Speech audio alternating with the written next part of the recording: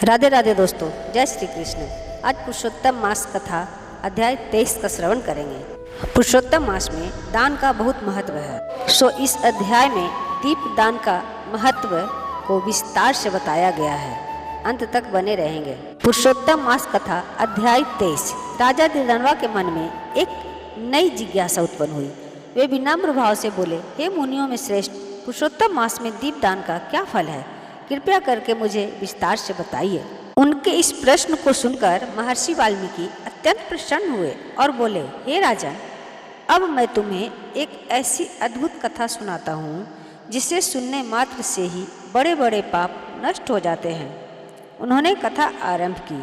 प्राचीन समय में सौभाग्य नामक नगर में चित्रबाहु नाम का एक प्रतापी राजा राज करता था। वह अत्यंत बुद्धिमान, धर्मज्ञ, दयालु और भगवान श्री कृष्ण का अनन्य भक्त था।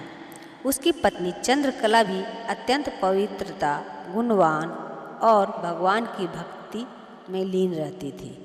दोनों सुखपूर्वक राज्य का पालन करते थे। एक दिन उस राज्य में महान ऋषि अगस्त्य पधारे। राजा चित्रबाहु ने दूर से ही उन्हें देखा और दौड़कर उनके चरणों में गिर पड़ा। अत्यंत श्रद्धा से उनका सत्कार किया और विनम्र होकर बोला, हे मुनिश्रेष्ठ, आज मेरा जीवन सफल हो गया जो आपके दर्शन हुए। राजा की भक्ति और विनम्रता से प्रसन्न होकर अगस्त्य मुनि बोले, हे राजन, तुम वास्तव में धन्य हो। तुम्हारा राज और प्रजा भी धन्य है, क्योंकि तुम वैष्णवों का सम्मान करते हो। जहाँ भगवान के भक्तों का आदर नहीं होता, वह स्थान रहने योग्य नहीं होता। फिर उन्होंने राजा को आशीर्वाद दिया। तभी राजा ने विनम्रता से एक प्रश्न किया, हे मुनिवर, मुझे यह अद्भुत ऐश्वर्य, निष्कंटक राज्य और ऐसी पतिव्रता पत्नी कैसे प्राप्त हुई? अवश्य ही यह किसी पूर्व जन्म के पुण्य का फल है। कृपा करके वह रहस्य मुझे बताइए। राजा की जिज्ञासा सुनकर अगस्त्य मुनि ध्यान में लीन हो गए और बोले, हे राजन, पूर्व जन्म में तुम मणिग्रीव नामक एक शूद्र थे। तुम अत्यंत पापी, हिंसक और दुष्ट आचरण वाले थे, परंतु तुम्हारी पत्नी उस समय भी अत्यंत पतिव्रता और धर्मनिष्ठ थी। तुम्हारे पापों के कारण तुम्हें समाज और परिवार ने त्याग दिया और तुम अपनी पत्नी के साथ वन में रहने लगे। उन्होंने आगे कहा, एक दिन वन में तुम्हें उग्रदेव नाम के एक ब्राह्मण मिले, जो रास्ता भटककर अत्यंत प्यास और थकान से व्याकुल होकर मृत्यु के निकट पहुंच गए थे। उस समय तुम्हारे हृदय में करुणा जागी और तुमने अपनी पत्नी के साथ मिलकर उनकी सेवा की, उन्हें जल दिया, विश्राम कराया और कंद फल खिलाए। तुम्हारी उस निस्वार्थ सेवा से ब्राह्मण अत्यंत प्रसन्न हुए। उन्होंने तुम्हें आशीर्वाद दिया और तुम्हारे जीवन का कल्याण किया।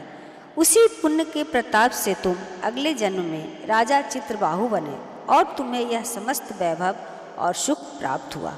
वाल्मीकि मुनि ने कथा का समाप्त करते हुए कहा, हे राजन, यह सब उस छोटे से पुण्य कार्य का परिणाम है जो तुमने एक ब्राह्मण की सेवा करके किया था, विशेषकर पुरुषोत्तम मास में किया था। दीपदान और सेवा कार्य अनंत फल देने वाला होता है। यह सुनकर राजा दीर्घधनवा और भी अधिक श्रद्धा से भर गया। उसने समझ लिया कि छोटे छोटे पुण्य कार्य भी यदि श्रद्धा और करुणा से किया जाए तो जीवन को सफल बना सकता है, जीवन को बदल सकता है। इस प्रकार यह कथा हमें सिखाती है कि पुरुषोत्तम मास में किया गया दीपदान, सेवा और भक्ति मनुष्य के जीवन को अंधकार से निकालकर प्रकाश की ओर ले जाते हैं और उसे महान फल की प्राप्ति होती है। दोस्तों, अगर ये वीडियो थोड़ी अच्छी लगी हो तो लाइक करें, शेयर करें, सब्सक्राइब तो करें ही, चैनल पर नए हैं तो प्यारा सा कमेंट्स देंगे।